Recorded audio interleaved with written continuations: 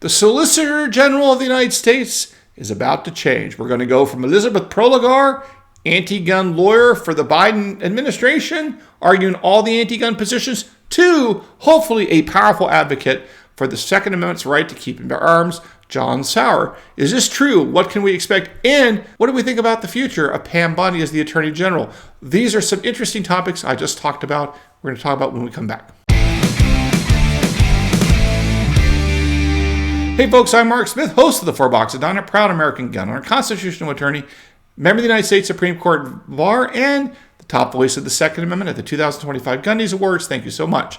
Okay, so we have a special treat for you today. This is another installment of my conversation with Toby Leary of the great Cape Gun Works there in Massachusetts. During this conversation, we discussed really whether or not Donald Trump is the best president ever for the Second Amendment, my argument as to why that's true. I also explained why I think Pam Bondi's done to do a great job as Attorney General, notwithstanding things that occurred in 2018, mistakes in my view that may have been made then that will never get made again, because I think of where the Supreme Court, where the Second Amendment is, and where the Second Amendment movement is a much stronger place today, notwithstanding some of those nut anti-gun blue states. We talk all about that in this clip right here. Yeah, so that creates this unique situation with current cases, right? Like Vanderstock or other cases that have already been heard. Does, with the new incoming Solicitor General, does that create this situation where they just walk in and say, sorry, Supreme Court, we got it wrong. We're going to go this direction. We want to drop this case. I don't know. There's a bunch of different things that can occur. Without getting too geeky and too boring and detailed here, the reality is when you get a new Department of Justice in there with different priorities, they are able to take different positions. They can do what's known as concede error sometimes. I mean, like, we think the lower court got it right, or there's a bunch of different things. But yet the 100%, nothing prevents Donald Trump from taking a different position that's completely in contrast, let's say, to what the Biden administration did on the ATF issues, on Supreme Court issues, on any of these things. It's a new Department of Justice, and they are allowed to change their minds, and there's a bunch of ways to do it procedurally, but they can certainly do it. They're not locked into anything Joe Biden said. Right. What's your feeling on Pam Bondi as far as a 2A stance is concerned? Because everybody's in the gun community is a little nervous, about her prior positions on the red flag and due process and that type of thing. What's your? I'm not particularly worried about Pam Bondi being bad for us, because I think I think when you're the Attorney General, the key is you're a CEO. You're a CEO, and in this case, number one, she is beholden to President Trump, who's going to be a driving force here. Okay, and J.D. Vance, right, who's a driving force. Yeah. I mean, J.D. Vance has a Yale law degree. He's a sophisticated lawyer. His wife clerked for the Supreme Court. That's a very sharp legal family. So the president and the vice president is, they're not going to make mistakes legally on big issues. Right. The other thing is, when you're the Attorney General, you surround yourself with good people, and the people that I think she's been picking, the Donald Trump's been picking for the Department of Justice, are very good on all the issues, including the Second Amendment. So I'm not particularly worried about Pam Bondi. Yes, now, but let's talk about going back in time to what I call the prehistoric ages. So the reality is this, as I see it, Toby. In 2018, you had the Parkland school shooting. Right. Okay. Now, without getting into the detail and the politics of all that, it was pretty clear that, if you look at how President Trump was reacting to that, and Pam Bondi was reacting to that, I think they said a lot of stuff that in the fullness of time was legally wrong. They said, Florida passed these laws as 18, 19, and 20-year-olds have restrictions on their right to keep and bear arms. That is not going to stand. Right. But in 2018, in a different universe, before Bruin, that was more on the table. And the red flag laws, we had this very favorable decision just a couple of days ago, I think the EMD, I think EMD is the EMD sales, where the Supreme Court literally just said that if you're dealing with constitutional rights, you have to have the heightened, clear, and convincing standard before you can take away rights. That speaks directly to red flag issues. So again, I think in 2018, a lot was said after Parkland, some of which was said by President Trump, who's not a lawyer. And I think we're much more sophisticated in the Second Amendment community legally than we were in 2018. And I don't think those kind of mistakes, statements were made, legislation that Florida enacted, I don't think that's going to fly today. I think Donald Trump is much more sophisticated in the world of law and world of constitutional law. Also, we have a much better Supreme Court because we replaced Ruth Bader Ginsburg with Justice Barrett, who's actually good on the Second Amendment. You know, she was good on Bruin and so on. So I think we're in a much different universe. So I kind of give forgiveness to some degree to dumb statements and things that were said in 2018 pre-Bruin. I don't think they would be said today.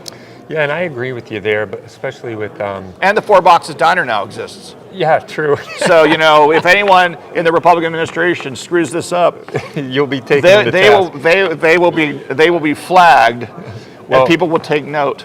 Well, ironically, too, we like to hold people accountable for what's said but not done, rather than what's done. Yeah.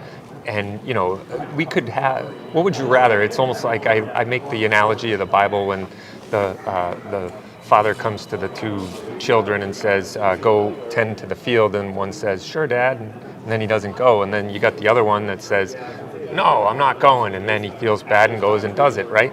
So what's said but not done is a lot different than somebody who says all the right things, but then ultimately sign, like the John Cornyn's of the world, who tried to, you know, say the right things and then signs on the dotted line to terrible law. But Actions definitely speak louder than Right. words. and so I would much rather have to apologize for somebody's dumb statement said in a hot mic moment or a reactionary emotional moment than what is actually done. And I think you made a great case for this in your show a lot of times about how Donald Trump is the best 2A president we've ever had, and a lot of 100%. that was kind of like it was almost a kind of a come to Jesus moment for the 2A community who think that he was hostile to the Second Amendment. No.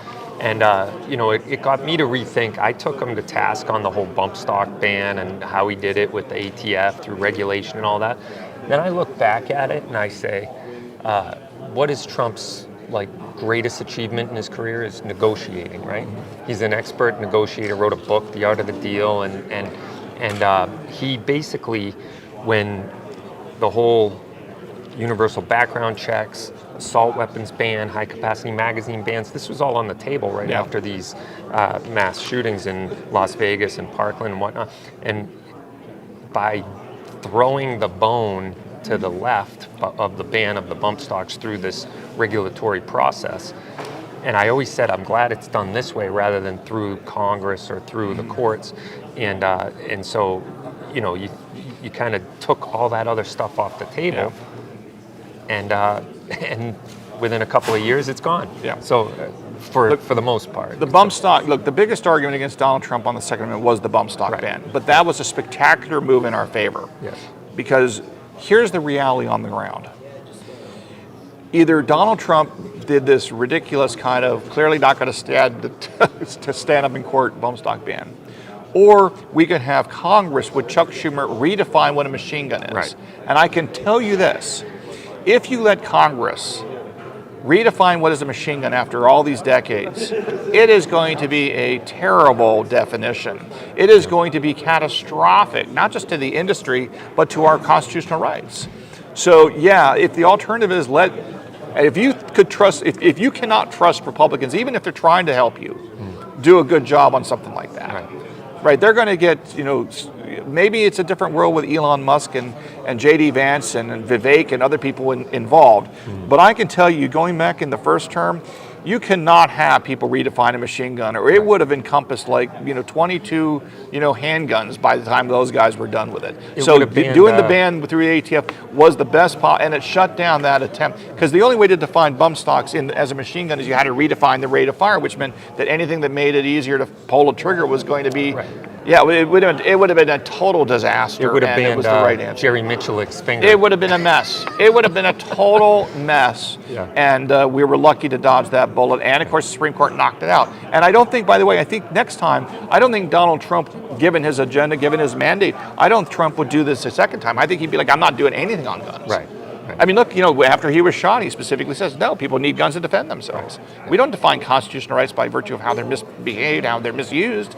We don't do that with the First Amendment. Why would we do it with the Second? So I think Trump 2.0 is dramatically better than Trump 1. because he knows more. Yeah, right. He knows what the enemy is. He gets it. And I think that makes a big difference. And it's very good news for us. Yeah. All right, folks, hope you enjoyed learning today about the Solicitor General's office and the future of it under, hopefully, John Sauer, the new Solicitor General. Hope you also enjoyed today's conversation about whether or not we should be optimistic about the future of both President Trump and Attorney General Pam Bondi. I'm optimistic about both of them and how it's going to work out. But if I'm proven wrong, I'll be the first to admit it, but I don't think I'm going to have to do that. So again, thank you for tuning in. Make sure you follow me on X @ForBoxDiner. Don't forget to subscribe to both YouTube and Rumble, trying to build our Rumble presence.